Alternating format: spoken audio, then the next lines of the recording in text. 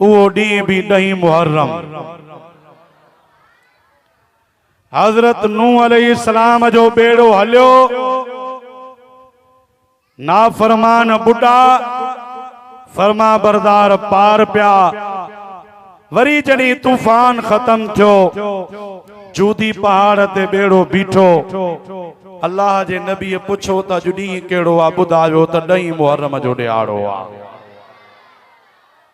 जागो था त पो सुभान अल्लाह चवंदा हलजो।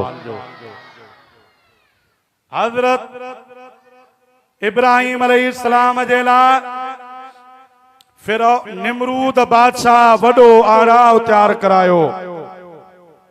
महीनन जा महीना काठियूं जमो थियूं, बाह ॾिनऊं, खांबाणे में विझी बाह में अल्लाह जो नबी उछलायूं। पर उहा बाह बाग बहार ऐं गुलो गुलजार बणजी वई। हजरत इब्राहिम अलैहिस्सलाम जिब्रील को पुछो, जिब्रील हेडी वडी बाह काॾे वई?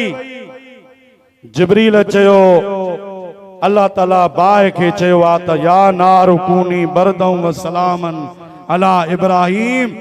इब्राहिम जे ला बर्द थद ऐं सलामती वारी बणजी पो।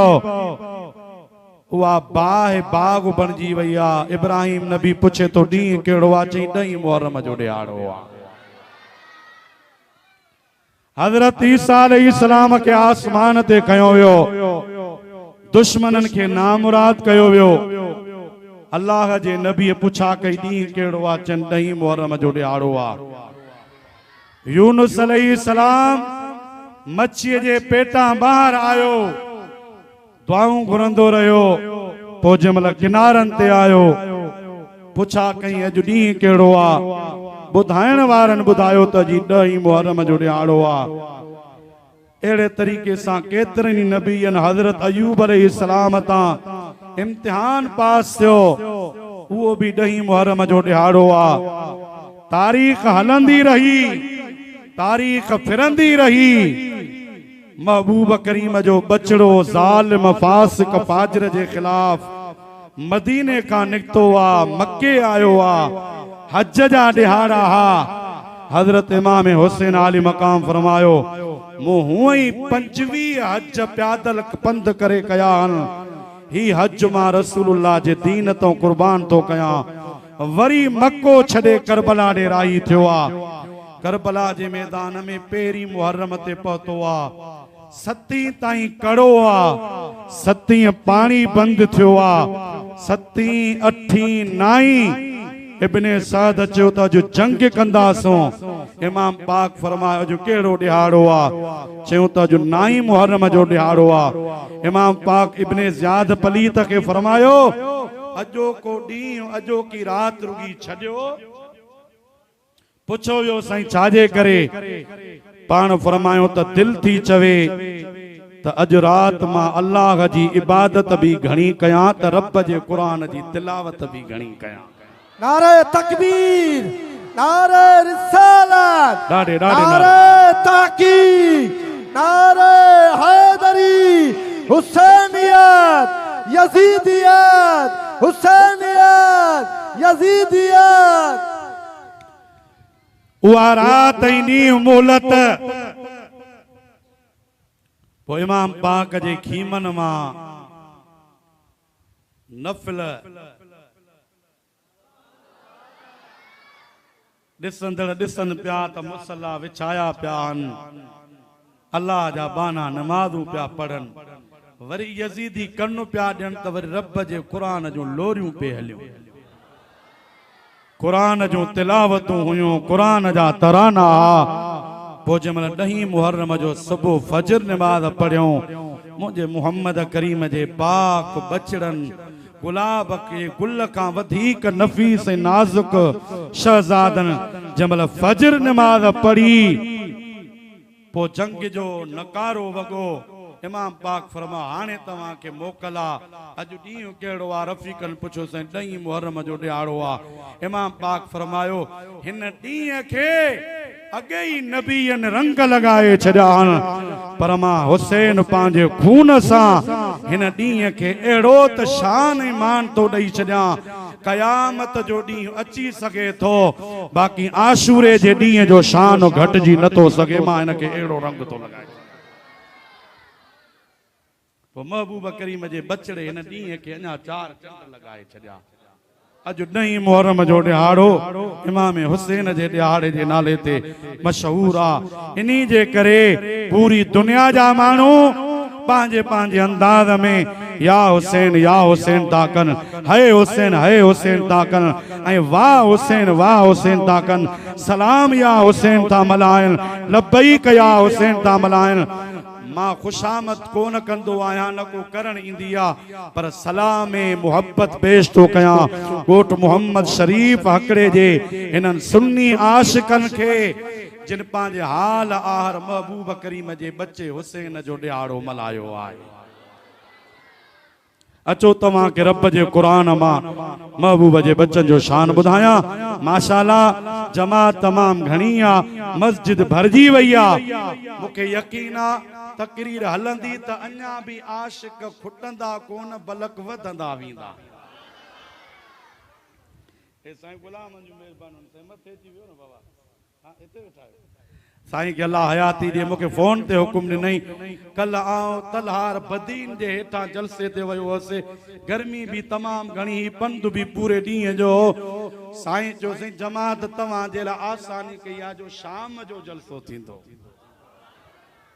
पर त गर्मी अहिड़ी आहे जो उन्हनि सुबुह जी ख़बर थी पए न मंझंदि जी ख़बर थी पवे न शाम जी ख़बर थी पवे पर पोइ बि थधि आहे इश्क वारनि खे जीअं थधि तीअं वधे गर्मी हूंदी त बि नरमी हूंदी सलात मुंहिंजे साईं ते अहिड़ी पढ़ायो जो तव्हां ऐं असांजो आवाज़ करबला में वञी पहुचे करबला खां करंदो वरी मदीने पाक जे वणनि में बुलंद आवाज़ सां पढ़ायो सल्लल्लाहु अलैका या रसूल अल्लाह व सल्लम अलैका या सलातो सलाम जेको पढ़ंदो आहे ईअं हथ को न कढंदो साम जेसी गॾिजी नथा हलो सलातो सलाम जेको पढ़ंदो आहे त ॾाढो रब खे वणंदो आहे पढ़ायो सल्लल्लाहु अलैका या चो या रसूल अल्लाह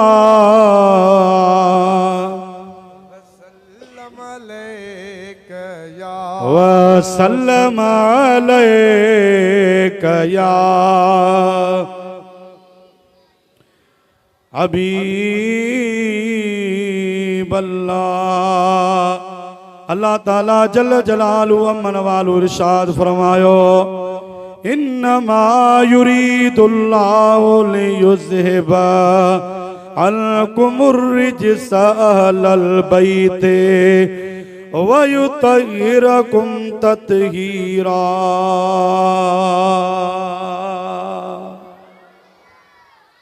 जंहिंजो सीनो कुरान ठारियो आहे उहो सुभान अल्लाह चवंदो कुरान करीम जो 22 सिपारो आहे सूरतुल अहज़ाब रब्बुल आलमीन जी ज़ात बाबरकात फरमायो बेशक अल्लाह तबारक व तआला इहो पक्को इरादो फरमायो आहे त हर किस्म जी पलीती ज़ाहिरी हुजे चाहे बातनी हुजे वॾी हुजे चाहे नंढी हुजे केड़ी भी पलीती हुजे अल्लाह पाक यो फैसलो कयो आ त ए नबी करीम जे घर वारो अल्लाह पाक उन पलीती के तवां खां परे करे छड़े हर किस्म जी पलीती तवां खां परे हुजे ऐं तवां के ईअं पाक ऐं साफ़ बनाए छड़े जीअं पाक ऐं साफ़ हुजण जो हक़ हूंदो आहे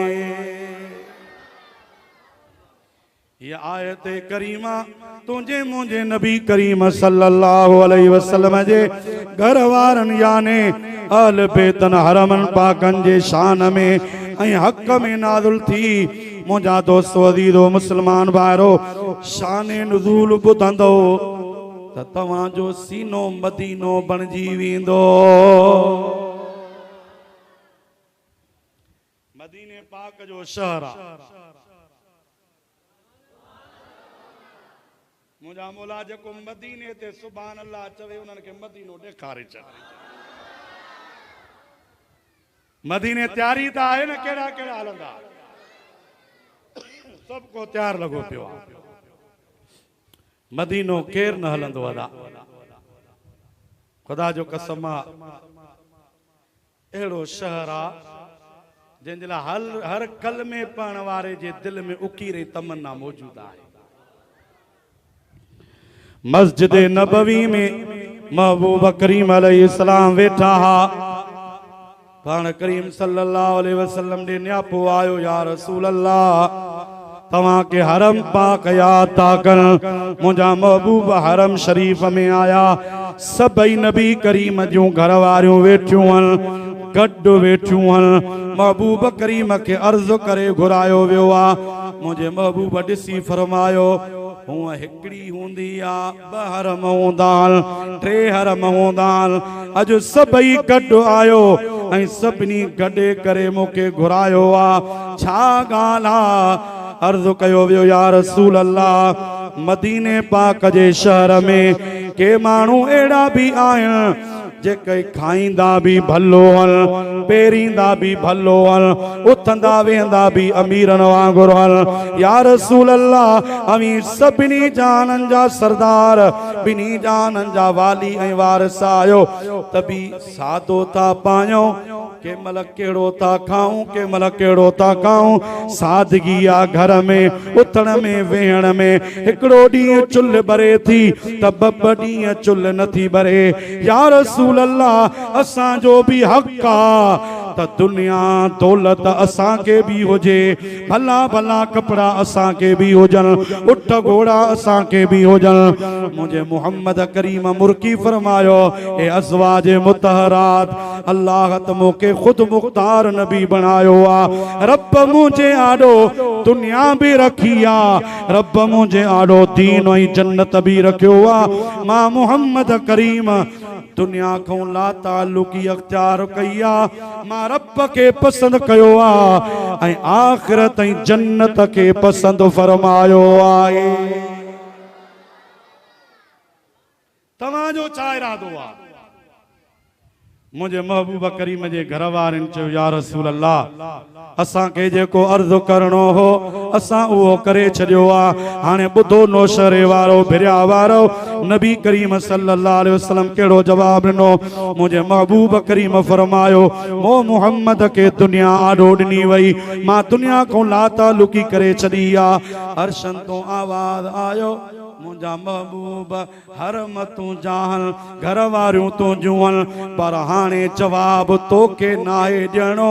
हाणे जवाब मां पाण रब्बुल आलमीन तो ॾियां। अल्लाह ताला कुरान नाज़िल फरमायो, जिब्रील के नाज़िल फरमायो, रब करीम आयतूं नाज़िल फरमायो त या अय्युहन नबियो कुल अज़वाजिका इन कुंतुन्ना तुरिदनल हयात दुनिया वज़ीनतहा फतआलैना उम्मतिकुन्ना व उसर्रिकुन्ना सराहन जमीला। हथ मथे हुजे सुभान अल्लाह में सजण। रब जो कुरान तो ॿुधी त आशिक़ थी ॿुध। या रसूल अल्लाह चओ पंहिंजनि घर वारनि खे, जेकॾहिं दुनिया थी खपे, माल तो खपे, ॾोकड़ खपनि था, चांदी सोन तो खपे, मोती गोहर था खपनि, त पोइ तव्हांजा झोल भरिया वेंदा, तव्हांजा घर भरिया वेंदा, तव्हांजा विथाण भरिया वेंदा, तव्हांखे अण ॾिनो ॾिठो वेंदो, तव्हांखे अण ॾिठो ॾिनो वेंदो, बे तव्हांखे भाउ ॾिनो वेंदो, लातादाद दौलत ॾिनी वेंदी, पर व इन कुन्तुन्न तुरिदनल्लाह व रसूलहू जेकने अल्लाह जी रज़ा चाहियो था ऐं महबूब मुहम्मद करीम जी सोबत चाहियो था पो दुनिया न घुरो तव्हांजे लाइ जन्नत इंतज़ार करे रही आहे ऐं जन्नत में कंहिंजो वरु अली हूंदो कंहिंजो वरु सिद्दीक़ हूंदो कंहिंजो वरु फारूक हूंदो कंहिंजो वरु पीरान पीर हूंदो कंहिंजो वरु रोज़े धणी हूंदो कंहिंजो वरु ख्वाजा मोहम्मद कासिम मशहूरी हूंदो कंहिंजो वरु कहिड़ो हूंदो पर जन्नत में तव्हांजो वरु मोहम्मद करीम हूंदो दुनिया में भी निस्बत मुस्तफ़ा जी आखिरत में भी निस्बत मुस्तफ़ा जी उहा बरकरार रखो था तो उहा तव्हां के मुबारक होजे जंहिंमहिल मुस्तफ़ा जे घर वारनि इहे आयतूं ॿुधियूं उन जो नेण नेण ठरी पियो दिलड़ी ठरी पई हथ ॿधी अर्ज़ु कयूं या रसूल अल्लाह न दुनिया खपे न दौलत खपे न माल खपे न जाओ जलाल खपे असांखे खपे तो त मुहम्मद मुस्तफ़ा खपे छाले तो छंडी छो तोखे छा न मिलियो अल्लाह जे महबूब जहिड़ो जवान मिलियो हथ मथे खणी चओ सुभान अल्लाह छाले तो छंडी छो तोखे छा न मिलियो अल्लाह जे महबूब जहिड़ो जवान मिलियो अल्लाह जे महबूब जहिड़ो जवान मिलियो पंजतन बि खणी नाम आदम बि खणी नाम खता माफ़ कराई सिंध में बि सॼो था त सजण शहनशाह मदीना जे करे छा न मिलियो अल्लाह जे महबूब जहिड़ो जवान मिलियो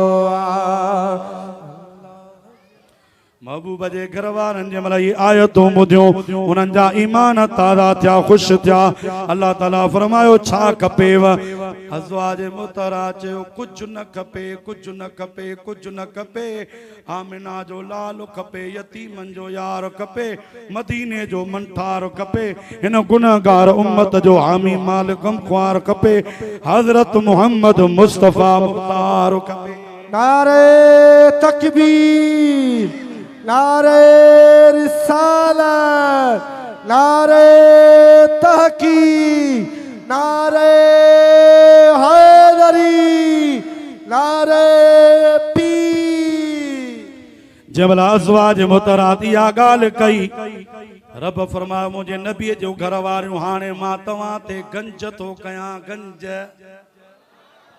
हाणे तव्हां के वॾा शान तो अता कयां मान तो अता कयां मोला छा तो डी अल्लाह ताला फरमायो या निसा अन्नबी लस्तुन्न का अहद मिनन निसाए जेकने मुझे मोहम्मद जी गुलामी हरम जी इज्जत कंदो तवां जेड़ी औरत जमीन ते न आई आ न इंदी न जाई आ न जमंदी मुझे मोहम्मद जे निकाह में जेके आयूं एडे वडे शान वारियूं जो रूए जमीन जूं सभई औरतूं हिकड़े पासे मुझे लजपाल नबी जूं घर वारियूं हिकड़े पासे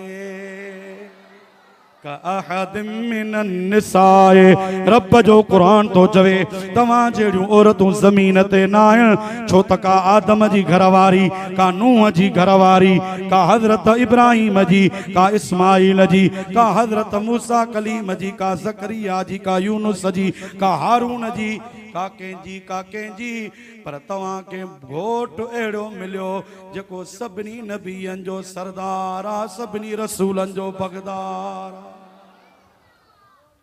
हाणे अॻिते इहा आयत नाज़िल थी जेका आयत मूं तव्हां जे आॾो अॼु पंहिंजे मौज़ूअ जो बयानु बणायो आहे चओ सुभान अल्लाह ताला फरमाए थो इन्नमा युरीदुल्लाहु लियुज़हिब अन्कुमुर रिजस। मुझे नबी जे घर वारो हरम वारो याद रखो तवाजो शान बुलंदा हर ज़ाहिरी पलीती बातनी पलीती मां तवा को दूर करे तो छॾियां। जनी तवा मुहम्मद करीम जे निकाह में अची वियो हर पलीती तवा को परे आ। तवा के ईअं पाक तो बनाया ईअं पाक तो बनाया जे पाकाई जो हक़ आ। कयामत तई तमी पाकन पाक आयो साफन साफ आयो। या आयते ततहीरा जेके दुनिया वारा आयते ततहीर चवंदा आहिनि मतलब जेका पाकाई वारी आयत आहे। सुभान अल्लाह त चओ दिल खोले सजण। हाणे इहा आयत जॾहिं नाज़िल थी मुझे मुस्तफ़ा जो घर वारियूं ॾाढियूं ख़ुशि थियूं त असांजे शान में रब जो क़ुरान नाज़िल थियो। महबूब भी ख़ुशि था त मुझे घर वारनि जो शान बुलंद थियो आहे। सुबुह थियो फजर नमाज पढ़ी मस्जिद नबवी मामू जो मोहम्मद करीम ॿाहिरि निकितो। सुभान अल्लाह झकी करे वियो। नबी करीम ॿाहिरि निकिरी साहबन के फरमायो अईन अलीयुन अली काथे आ। शेरे खुदा जो नालो ॿुधो थी हथ मथे खणी सुभान अल्लाह चओ। हथ बधी आयो लब्बैक या रसूल अल्लाह। अली बीठो आ पाण फरमायो खातूने जन्नत के भी वठी आ हाज़िर या रसूल अल्लाह।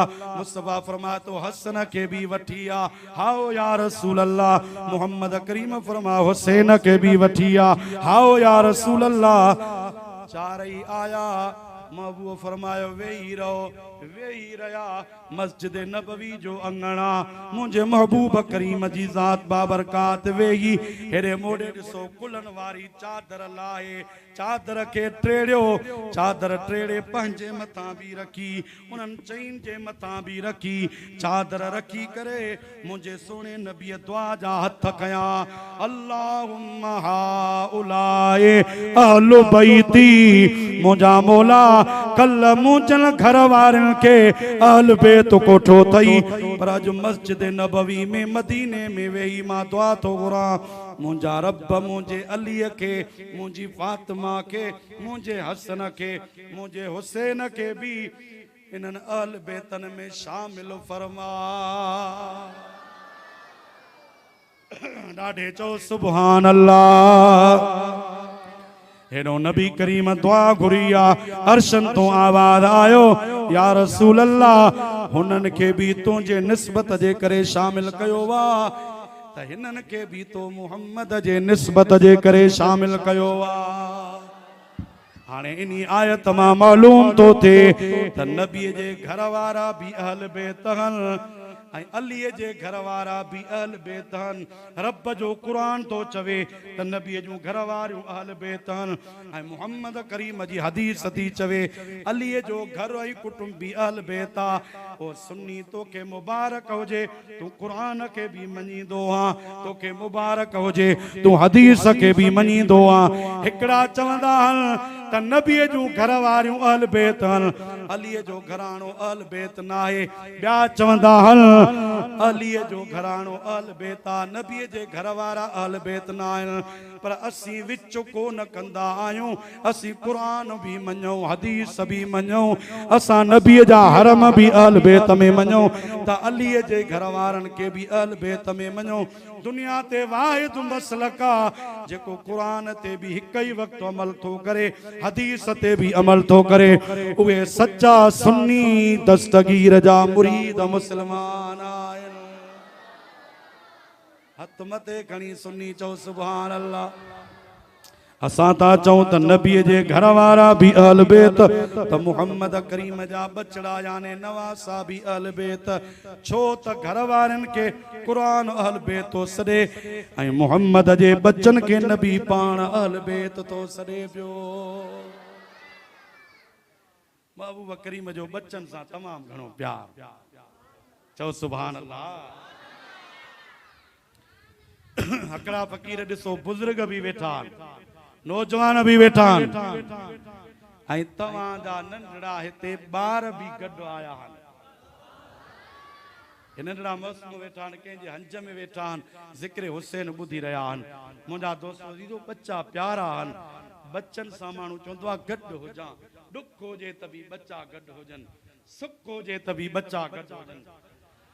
वाह मुंहिंजा महबूब तुंहिंजो बच्चन सां प्यार, कहिड़ो बि उन्हारो हिजाज़ जो सऊदी जो छो न हुजे, कहिड़ो बि सियारो छो न हुजे, सॼे कुल्हे ते हसना